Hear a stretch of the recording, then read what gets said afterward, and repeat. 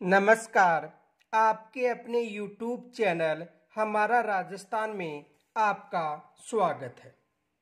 आज हम निःशुल्क एवं अनिवार्य बाल शिक्षा अधिकार अधिनियम की चर्चा करेंगे। पीछे हमने धारा 23 तक अध्ययन कर लिया था। आज हम धारा 24 का अध्ययन करेंगे।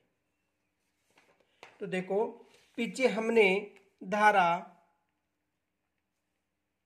23 तक अध्ययन कर लिया था, यानी धारा 23 का अध्ययन कर लिया था, और आज हम धारा 24 का अध्ययन करेंगे।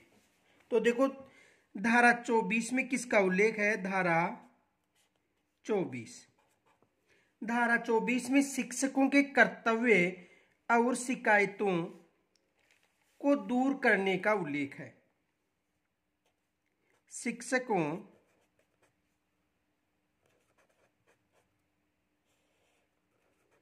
के कर्तव्य और शिकायतों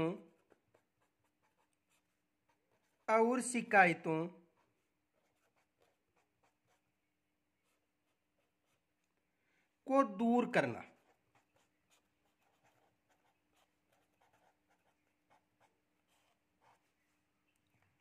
यानी शिक्षकों के जो कर्तव्य हैं और जो शिकायत है उनको दूर करना किस धारा में उल्लेखित है? धारा 24 में।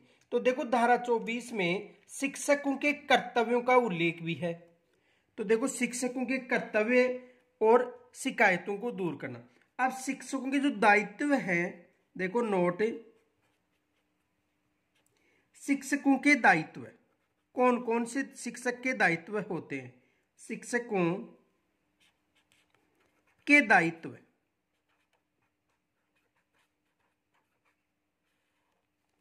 देखो, कौन कौन से शिक्षक के दायित्व होते हैं। एक तो होता है स्कूल में नियमित आएंगे, पाठ्यक्रम को समय पर पूर्ण कराएंगे, आवश्यक हो तो अतिरिक्त कक्षा भी लेंगे, माता पिता व अभिभावकों के साथ संवाद करेंगे, सरकार द्वारा आयोजित जो प्रशिक्षण है उनमें भाग लेंगे, और प्रति सप्ताह 45 कालांश होंगे, और प्रत्येक बच्चे को सीखने का रिकॉर्ड रखना। ये शिक्षक के क्या है? दायित्व। तो देखो, पहला है स्कूल में नियमित आएंगे। स्कूल में नियमित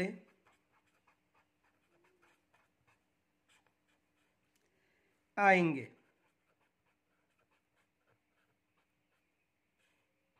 पहला दायित्व, यानी जो अध्यापक हैं वो स्कूल में समय पर आएंगे। दूसरा है पाठ्यक्रम समय पर पूर्ण करना। पाठ्यक्रम समय पर पूर्ण करना, यह भी अध्यापकों का कर्तव्य है कि जो पाठ्यक्रम है वो समय पर पूर्ण किया जाएगा।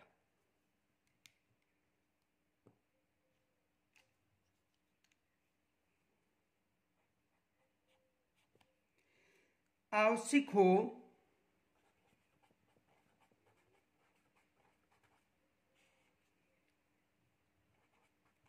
तो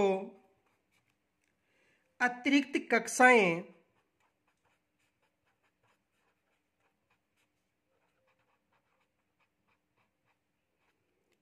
भी लेंगे। यदि आवश्यक हो तो जो अतिरिक्त कक्षाएं हैं वो भी ले सकते हैं।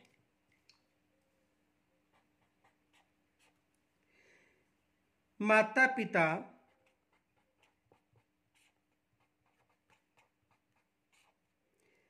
व अभिभावकों के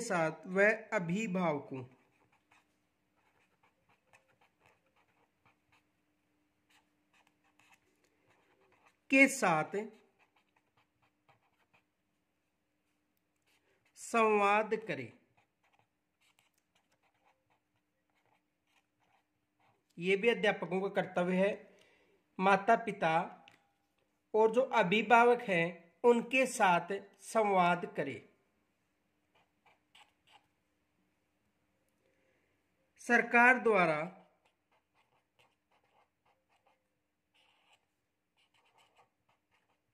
आयोजित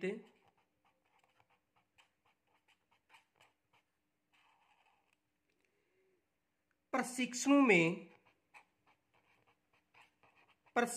में भाग लेंगे। यानी जो सरकार है उसके द्वारा जो आयोजित प्रशिक्षण है उनमें भी भाग लेंगे। प्रति सप्ताह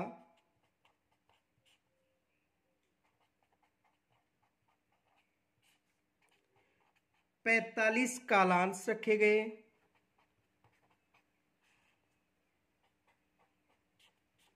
और प्रत्येक बच्चे का सीखने का यानी अधिगम करने का रिकॉर्ड रखना।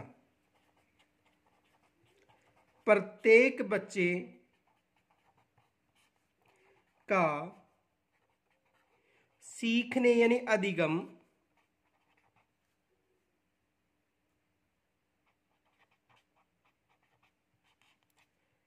का रिकॉर्ड रखना।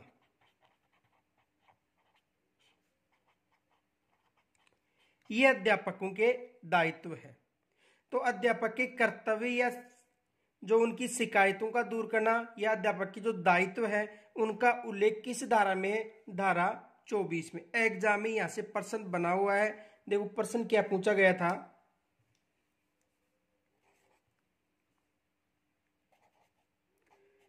अध्यापकों के दायित्वों का उल्लेख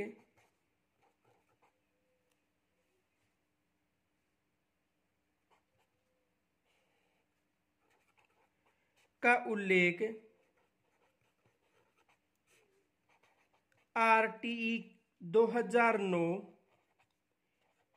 की किस धारा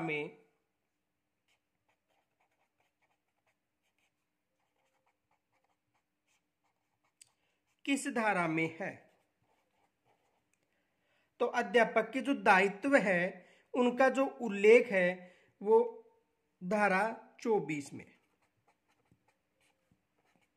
धारा 24। आगे देखो धारा 25।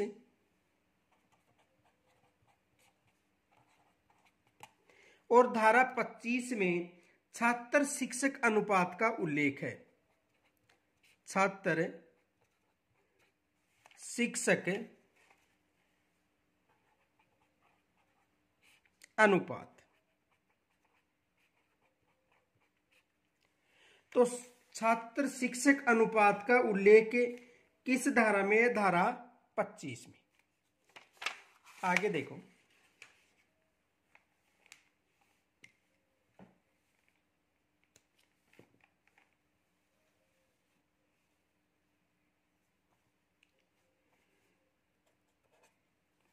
शिक्षकों की संख्या शिक्षकों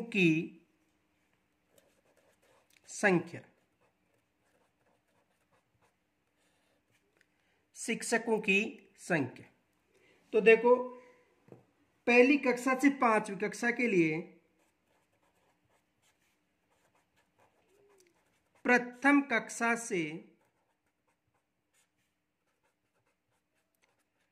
5वीं कक्षा तक, प्रथम कक्षा से 5वीं कक्षा तक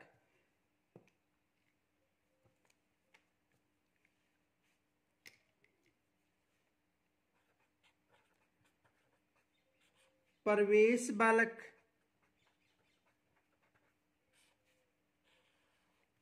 और शिक्षकों की संख्या।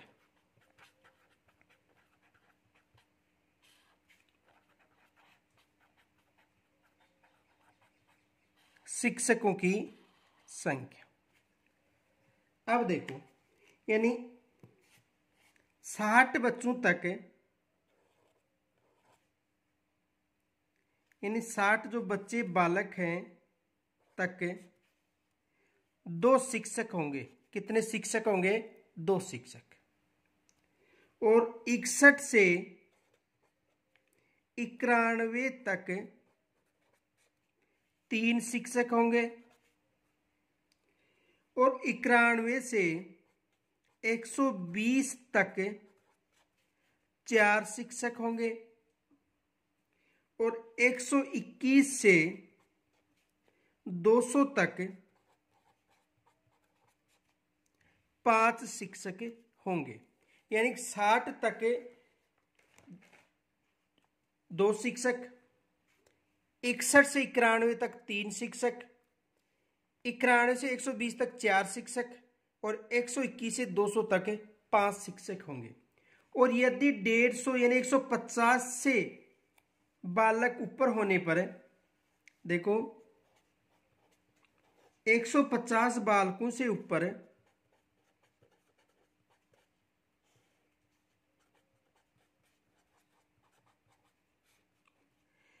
5 शिक्षक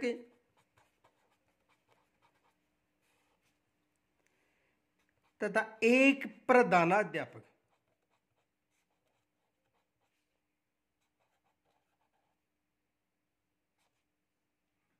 यानी 150 बालकों से ऊपर होने पर 5 तो शिक्षक और 1 प्रधानाध्यापक। और यदि 200 बालकों से ऊपर होने पर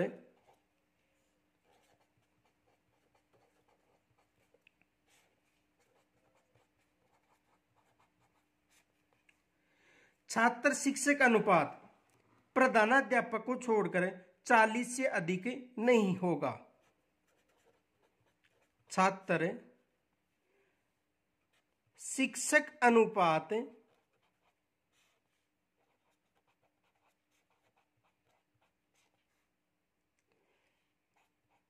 प्रधानाध्यापक यानी HM को छोड़कर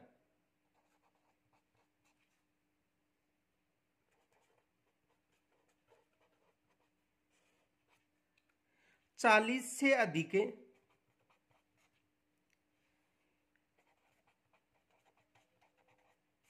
नहीं होगा।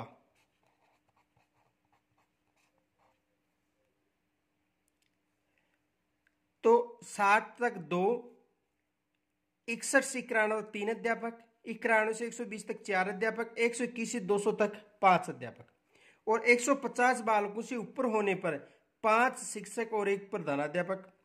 और 200 बालकों से ऊपर होने पर जो छात्र शिक्षक अनुपात है वो कितना होगा? 40 से अधिक नहीं होगा। अब देखो यहां से एग्जाम में प्रश्न बनता है। सबसे पहले तो ये विशेष याद रखना, नोट वर्तमान में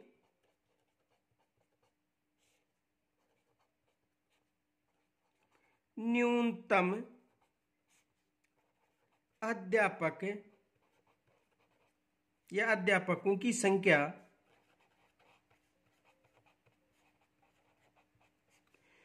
2 होगी। यह विशेष याद रखना कि अब न्यूनतम अध्यापकों की संख्या कितनी होगी? 2। क्योंकि अगर 59 बच्चे हैं या 30 बच्चे हैं या 10 बच्चे हैं तो कितने अध्यापक होंगे? 2। यह विशेष याद रखना। तो वर्तमान में न्यूनतम अध्यापकों की संख्या, देखो यदि अनुपात चल रहा है यहां तक 1:30, यानी कहने का मतलब कि 120 से 121 तक 5 अध्यापक, यानी 150 के बाद 5 अध्यापक और 1 शिक्षक, और 200 बच्चे होते 1:40। देखो यहां तक 60 तक 2 अध्यापक है, न्यूनतम कितने अध्यापक? यदि 59 बच्चे भी हैं तो कितने अध्यापक रहेंगे? 2। यदि 10 बच्चे या 15 बच्चे भी हैं तो कितने अध्यापक रहेंगे? 2। तो एग्जाम में प्रश्न आ सकता है कि वर्तमान में न्यूनतम अध्यापकों की संख्या होगी 2 होगी। दूसरा देखो एग्जाम में यह भी प्रश्न बन सकता है, कक्षा प्रथम से 5वीं तक छात्र शिक्षक अनुपात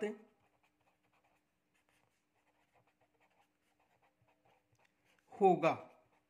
यदि ऐसा प्रश्न आ जाए तो देखो इसमें कक्षा 1 से 5 तक यदि पूछा जाता है और ऐसा प्रश्न आ जाए, और देखो इसमें 2 ऑप्शन होंगे, ये विशेष याद रखना, 1:30 व 1:40, ये 2 ऑप्शन हो गए। और यदि वहां पर दोनों ऑप्शन मिलते हैं आपको, तो कोई सा भी सही कर देना, बोनस मिलेगा। कारण है कि देखो यहां तक 60 तक 2 अध्यापक, यानी 30 बच्चों पर 1 अध्यापक हो गया 2, 61 से 91 तक यानी 90 पर 3 हो गए, 91 से 120 तक 4 हो गए, और फिर उसके बाद में 120 तक 4 है, लेकिन उसके बाद में 121 से 200 तक यानी 150 के ऊपर 5 शिक्षक और 1 प्रधानाध्यापक। और जैसे 200 बालक से ऊपर होता है तो 1:40। तो यदि कक्षा प्रथम से 5वीं तक छात्रों का अनुपात, तो दोनों ऑप्शन सही है, 1:30 और 1:40, क्योंकि उन्होंने ये नहीं बताया कि 200 बच्चों के ऊपर या 200 बच्चों से नीचे। देखो यदि एग्जाम में ये प्रश्न आता है, देखो प्रश्न 2 तरह से बन सकता है। पहला क्वेश्चन ये बन सकता है, यदि किसी विद्यालय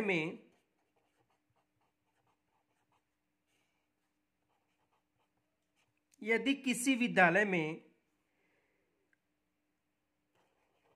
निवासी बच्चे हैं तो वहां पर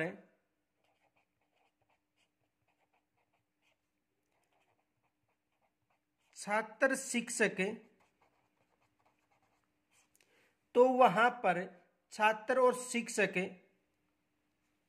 अनुपात होगा।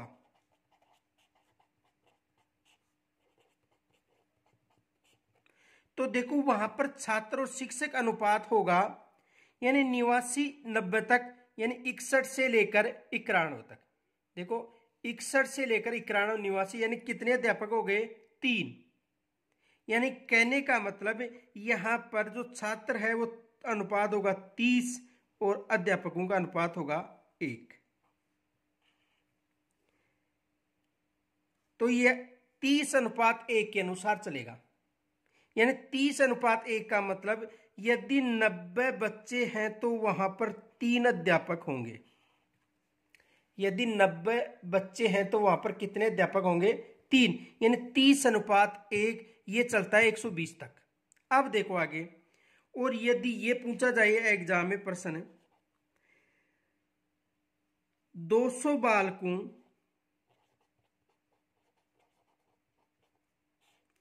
के ऊपर शिक्षक छात्र अनुपात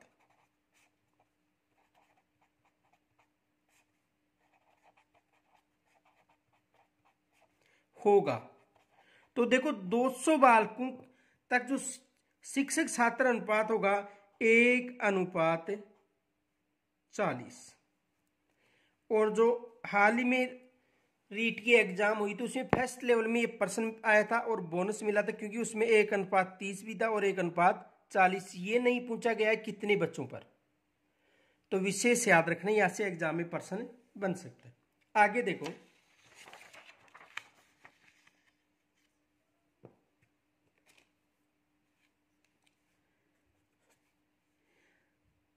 छठवीं कक्षा से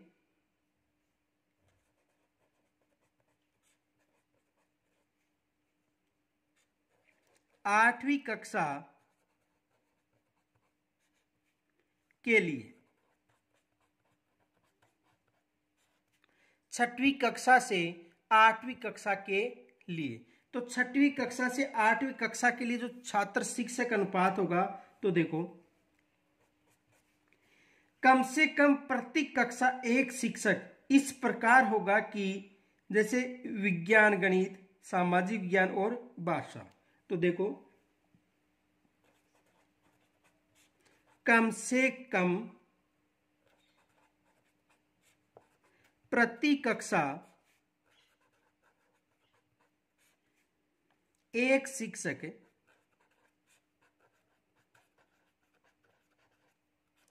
एक शिक्षक इस प्रकार होगा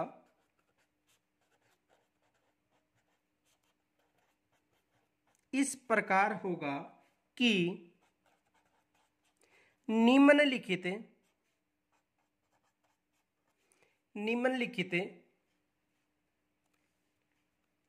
प्रत्येक के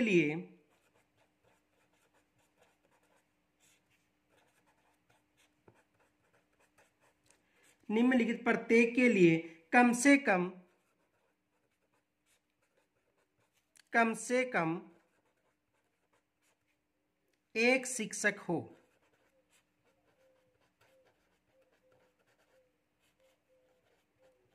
कम से कम एक शिक्षक हो। विज्ञान और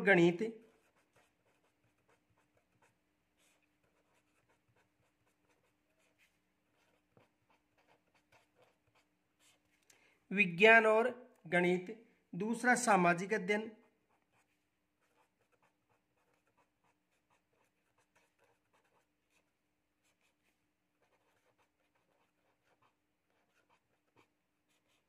और तीसरा भाषा संबंधी। देखो, एक अध्यापक तो विज्ञान या गणित का कम से कम, एक सामाजिक अध्ययन का, और भाषा का मतलब संस्कृत, हिंदी और अंग्रेजी जो भी चल रही है वर्तमान में उनके अनुसार। आगे देखो, प्रत्येक 35 बालकों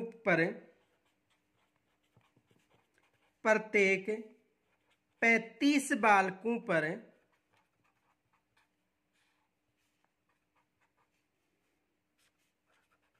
कम से कम एक शिक्षक, यानी 35 बालकों पर कम से कम एक शिक्षक, यानी अनुपात हो गया 1:35। एक शिक्षक और 35 बालक, एक शिक्षक और 35 बालक।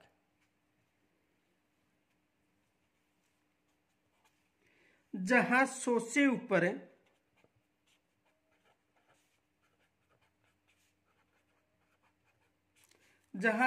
ऊपर बालकों को प्रवेश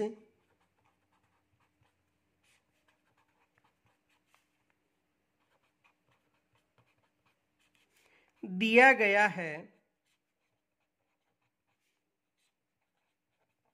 यानी जहां पर 100 से अधिक बालकों को प्रवेश दिया गया है, वहां, यानी किसी भी विद्यालय में यदि 100 से अधिक बालक हैं तो वहां देखो कौन कौन। एक तो पूर्णकालीन प्रधानाध्यापक होगा, पूर्णकालिक प्रधानाध्यापक।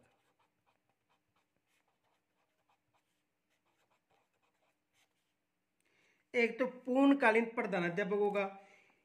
इनके अलावा देखो अंशकालीन शिक्षक भी होंगे।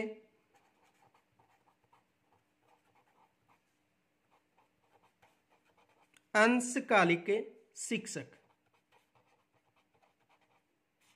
और अंशकालिक शिक्षक में देखो कौन कौन से शिक्षक होंगे। एक तो कला शिक्षा के लिए,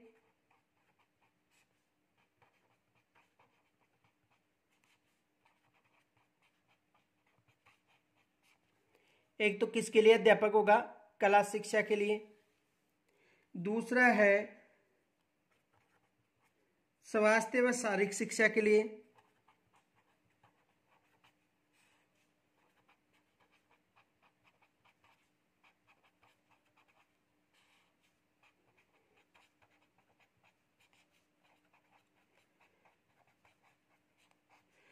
और तीसरा होगा कार्य शिक्षा के लिए।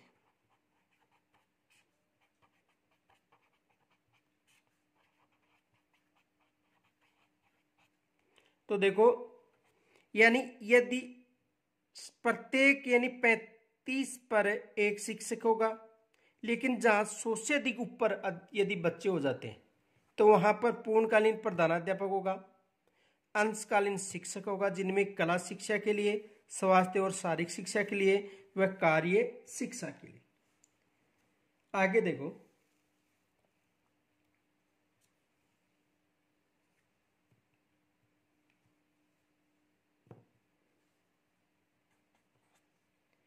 एक शैक्षणिक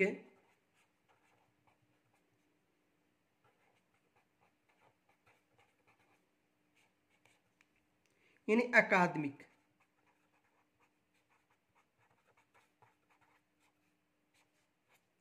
वर्ष में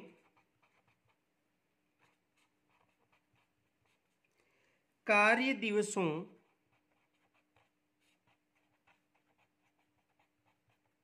यानी एक सत्र की बात करें, जो एक सत्र होता है उनमें कार्य दिवसों शिक्षकों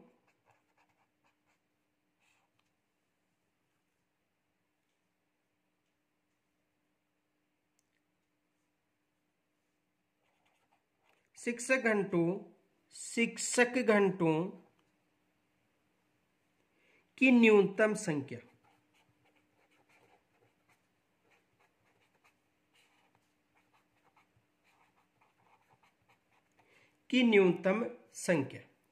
तो देखो,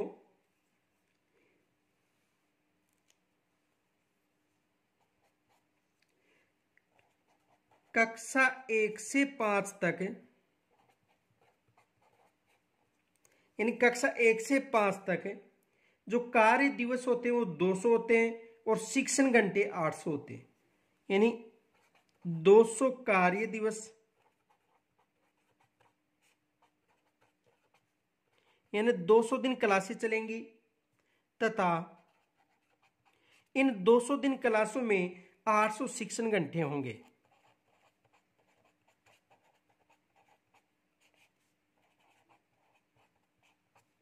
यानी कक्षा 1 से 5 तक 200 कार्य दिवस और 800 शिक्षण घंटे होंगे। और यदि बात करें कक्षा 6 से 8 तक तो 220 कार्य दिवस होंगे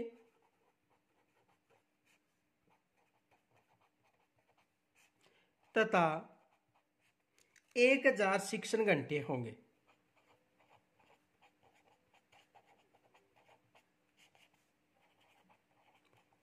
कितने शिक्षण घंटे होंगे?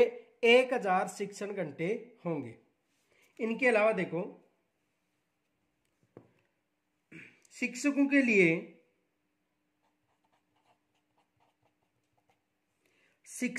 लिए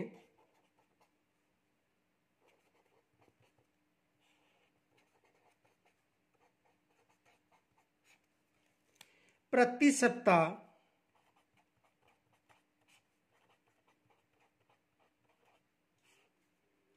कार्य घंटों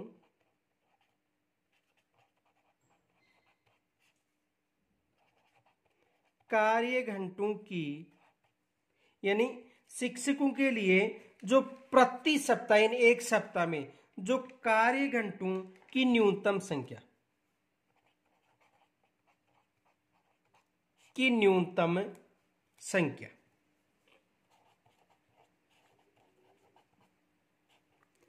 ये एग्जाम ही यहां से प्रश्न भी पूछा गया है, 2-3 बार एग्जाम ही यहां से प्रश्न आ चुका है। तो यानी 45 शिक्षण घंटे जिसके अंतर्गत तैयारी के घंटे भी शामिल है। यानी 45 शिक्षण घंटे, इनमें तैयारी का समय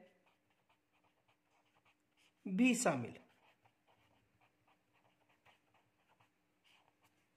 एग्जाम में यहां से प्रश्न भी बन चुका है। तो 45 शिक्षण घंटे और इन 45 शिक्षण घंटों में जो तैयारी का समय है वो भी शामिल है। आगे देखो,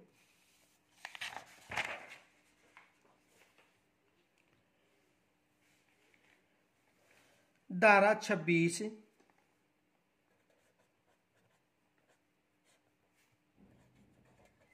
और धारा 26 में शिक्षकों की रिक्तियों का उल्लेख है।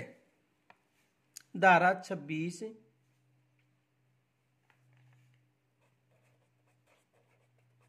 शिक्षकों की रिक्तियों का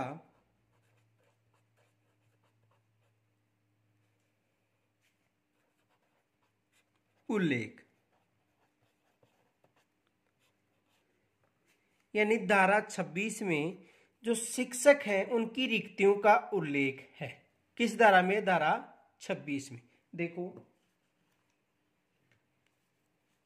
यानी कहने का मतलब है कि एक जो स्कूल है उसमें 10% से अधिक पद रिक्त नहीं रखे जाएंगे।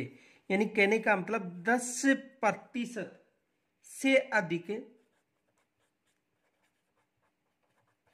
से अधिक पद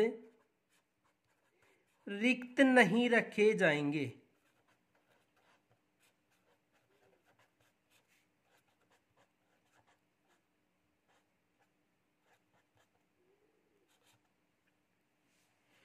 यानी 10% से अधिक जो पद हैं वो रिक्त नहीं रखे जाएंगे। तो ये विशेष याद रखना कि एक जो विद्यालय है उसमें कम से कम यानी जो 10% पद हैं उससे अधिक रिक्त नहीं रखे जाएंगे। धारा 27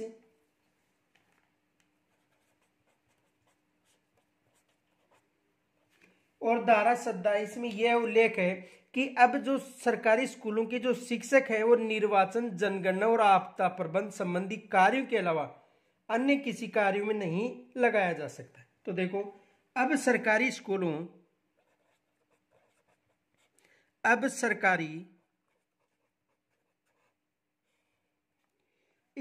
के शिक्षक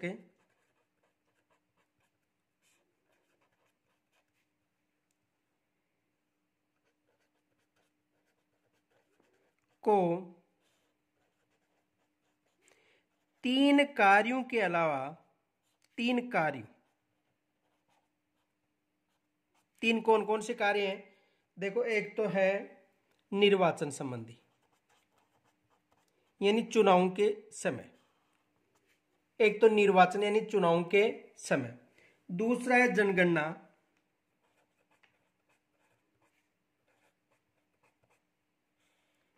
वह तीसरा पहला निर्वाचन, दूसरा जनगणना और तीसरा आपदा प्रबंध।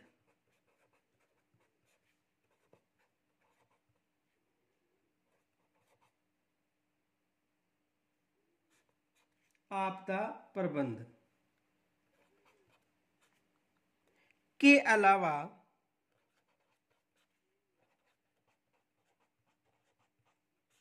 अन्य कार्यों में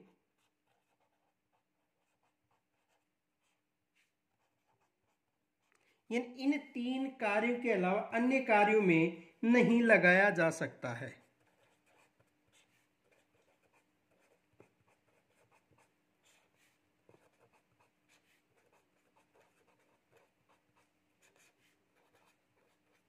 यह विशेष याद रखना कि अब जो सरकारी स्कूलों के जो या सरकारी स्कूल में जो शिक्षक हैं उनको 3 कार्यों के अलावा अन्य कार्यों में नहीं लगाया जा सकता। यहां से एग्जाम में प्रश्न बनता है। देखो, पल्स पोलियो अभियान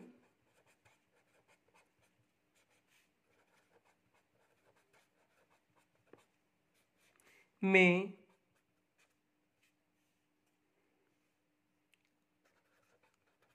अध्यापकों को नहीं लगाया जाता है, क्योंकि एग्जाम में प्रश्न दिया जाएगा कि किस कार्य में अध्यापकों को लगाया नहीं जाएगा। तो उसमें देखो, एक तो मिलेगा, देखो प्रश्न ही बना के बताता हूं आपको। प्रश्न ऐसा आ सकता है,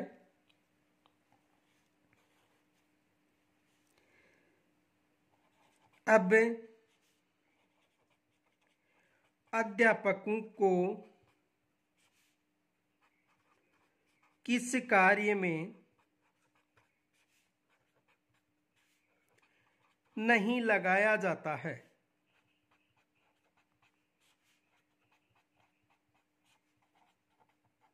और इनमें देखो ऑप्शन में क्या मिलेगा आपको, जनगणना, ब में मिलेगा आपदा, स में मिलेगा निर्वाचन और द में मिलेगा प्लस पोलियो अभियान। तो क्या होगा, प्लस पोलियो अभियान।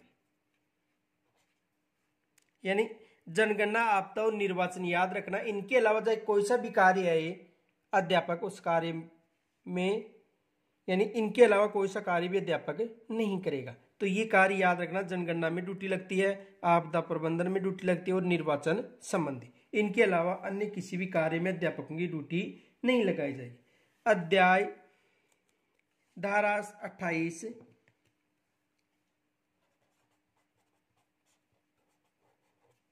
और इस धारा में यह उल्लेख है कि अब सरकारी स्कूलों में अध्यापकों पर निजी ट्यूशन पढ़ाने पर पूर्णतः पाबंदी लगाई गई है। यानी अब सरकारी स्कूलों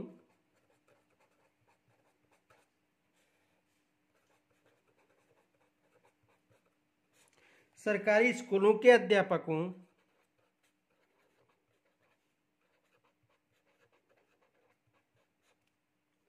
पर निजी ट्यूशन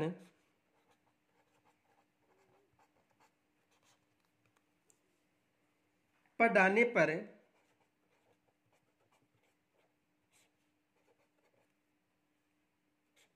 पूर्णतया प्रतिबंध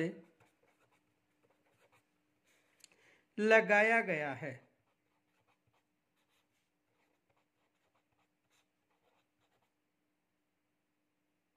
ये विशेष याद रखना कि अब सरकारी स्कूलों में जो अध्यापक हैं वो निजी ट्यूशन पढ़ाने पर पूर्णतः प्रतिबंध लगाया गया। एग्जाम में यहां से देखो प्रश्न क्या बन सकता है, क्वेश्चन ये आ सकता है, यदि किसी विद्यालय में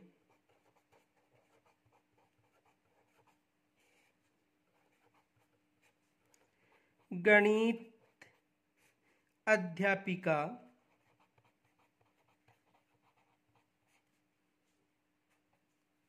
का कोर्स पूर्ण नहीं होने पर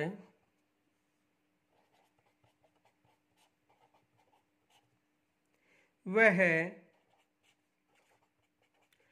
बच्चों को ट्यूशन दे सकती है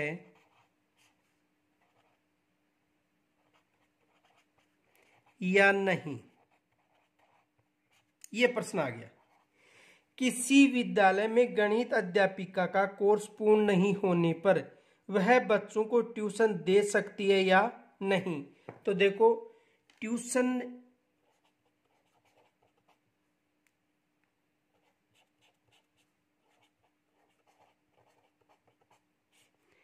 नहीं देगी, ट्यूशन नहीं देगी, लेकिन अतिरिक्त कक्षाएं ले सकती है।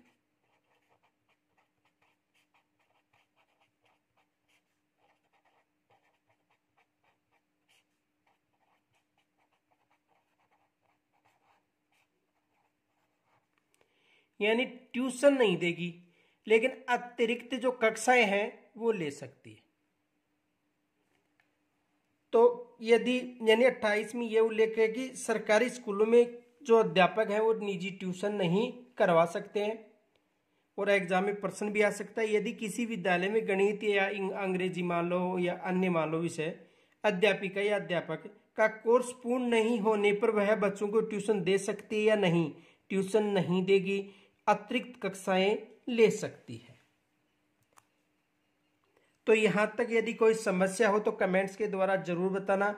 कल हम अध्याय 5 व अध्याय 6 का अध्ययन करेंगे। धन्यवाद।